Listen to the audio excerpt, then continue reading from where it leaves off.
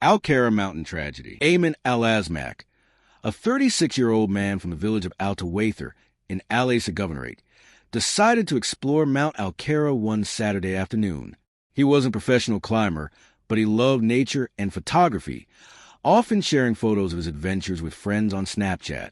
Mount Cara wasn't one of the region's tallest peaks, but was known for its rugged beauty, jagged limestone cliffs, narrow ridges, and sudden cracks that cut deep into the rock. It was a perfect place to capture dramatic pictures, but it also held hidden dangers. That day, the weather was clear and the wind was calm. Ayman set out alone, aiming to reach a spot near the summit of Zima, about 15 kilometers east of Afuf. He moved carefully across the sharp rocks, hopping between boulders and navigating the uneven ground. As he climbed higher, the landscape grew more treacherous. Between the stone faces, deep and narrow cracks split the surface, some of them just a few inches wide, others several feet deep. As evening approached, Ayman pulled out his phone and made a call to one of his relatives. His voice was hoarse and strained. He said he'd gotten stuck somewhere, but couldn't clearly describe where he was. Before he could give more information, the call suddenly cut off. After that, all attempts to reach him failed. His phone rang a few times, but soon went silent. When Ayman didn't return home that night, his family alerted the authorities. Civil defense teams, along with dozens of volunteers, began searching the mountain under the cover of darkness. They used flashlights and loudspeakers, hoping that if Ayman was still alive, he would hear them. Hours turned into a full day, but there was no sign of him. By Sunday afternoon, a volunteer noticed something glinting at the bottom of a narrow crack between two limestone slabs. It was a smartphone, its screen shattered but still recognizable. Nearby, wedged deep inside the stone, they found Ayman's body. He had fallen into a crevice barely wide enough for a human body to slip through. He was trapped vertically, with his arms pinned to his sides and his chest compressed by the stone walls. The intense pressure restricted his breathing, and gravity pushed his blood downward, causing his body to swell inside the narrow space. Combined with the searing desert heat, the swelling grew worse by the hour.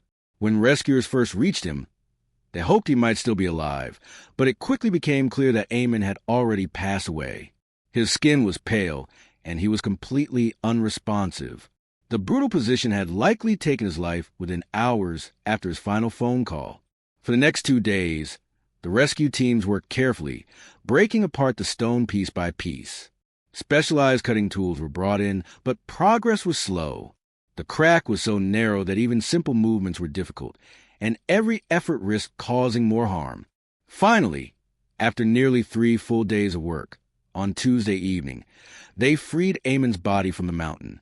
Abay Caves Tragedy. On May 9, 2023, a group of students visited Abay Caves, located just outside Whangarei in Northland, New Zealand. It's a popular destination for adventurers and school groups looking to explore underground rock formations and stunning limestone passages. The caves, including Organ Cave, Middle Cave, and Ivy Cave, are known for their beauty, but also pose significant risks. These caves are largely unregulated and are subject to rapid flooding during heavy rainfall, making them dangerous, especially for inexperienced explorers. The weather had been questionable all week.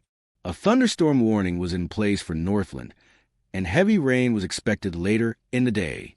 Despite this, a group of Year 11 students had successfully completed a caving trip on May 8, emerging from the caves. Encouraged by that, Whangarei Boys High School pressed ahead with the next group's trip to Organ Cave. The night before, some parents grew uneasy, with one emailing the school asking if the trip was still happening.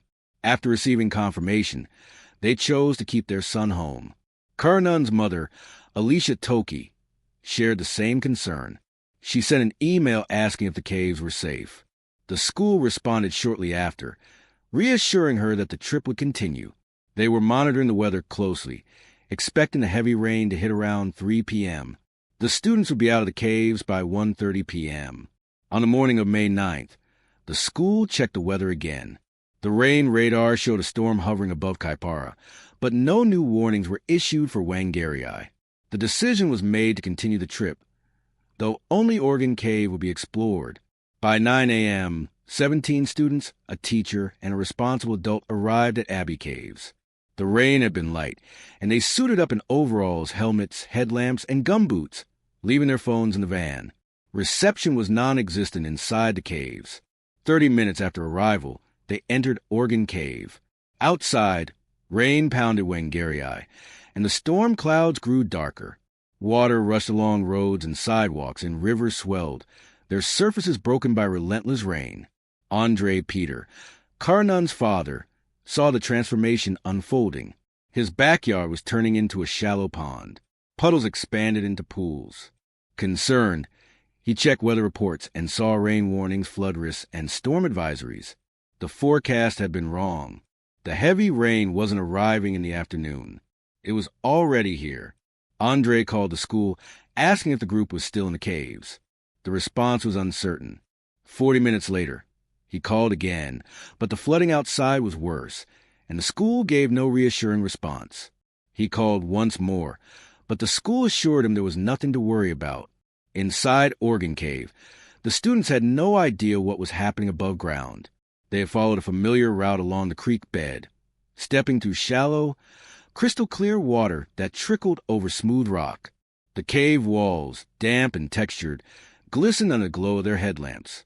The air smelled of earth, moisture, and ancient stone. After moving about 150 meters in, the passage split into two. The group took the upper passage, where the ceiling arched higher and glowworms clung to the rock, casting an eerie blue-green light that pulsed faintly. The beauty of the scene captivated the students, and they lingered for about 20 minutes, their voices hushed in awe. The water, which had barely reached their knees, was now rising. The teacher noticed something was off. The gentle trickle of water had turned into a rushing sound, the flow building in momentum. He crouched down, pressing his hand to the water, which was higher than before. Looking back at the way they had come, the entrance was no longer visible. The passage behind them was swallowed by the rising water. The teacher shouted for them to get out immediately. The group rushed to the main tunnel, but the water had become waist-deep and was moving fast. The cave had turned into a funnel, churning with relentless force. The teacher shouted for the students to hold on to each other and stay together. The students obeyed, linking arms and fighting to stay upright as the water surged against them. Some students lost their footing, and one slipped under. Karnan was in the worst possible spot, in the path of the strongest current. The water had carved a deep hole in the cave floor, transforming it into a deadly vortex. The current yanked Karnan off balance, and before he could react, he dropped into the hole, the water swallowing him up to his chest. His classmates watched in horror, frozen for a split second before one of them lunged forward. A student grabbed Karnan, trying to pull him up, but the current was unrelenting. Karnan was pulled deeper into the crevice, his body twisting in the water. The student holding him struggled to maintain his grip, but the force of the water was too much. Karnan's overalls acted as anchors, dragging him down further. The student pulled with all his strength, tried to rescue Karnan, but the current grew stronger and Karnan was torn away. His classmates saw his wide, panicked eyes and his mouth open in a silent scream before the water dragged him completely under. Outside at 10:35 a.m., the emergency call was made. Emergency responders rushed to Abay Caves, sirens piercing the heavy rain. The 16 surviving students, soaking wet and shivering, stood near the cave entrance, their faces pale. But one was missing. Police arrived, then search and rescue teams. But the floodwaters inside the cave were still too high. For hours, there was nothing they could do. By 7 p.m., the floodwaters began to recede. Rescuers moved in, using underwater cameras to scan the cave. After hours of searching, they found Karnan's body pinned against a rock formation, his leg caught between boulders. Outside, his family had waited all day, and now their worst fear was confirmed. Karnan has died. The tragedy shocked New Zealand. Investigations revealed that the school had failed to properly assess the risk despite multiple warnings. In May 2024, WorkSafe New Zealand charged the school's board for exposing students to serious harm. The court ordered the school to pay over $500,000 in reparations in July 2024, acknowledging the devastating impact on Karnan's family and classmates. If you enjoyed this video, subscribe for similar ones and feel free to drop suggestions for the next video in the comments.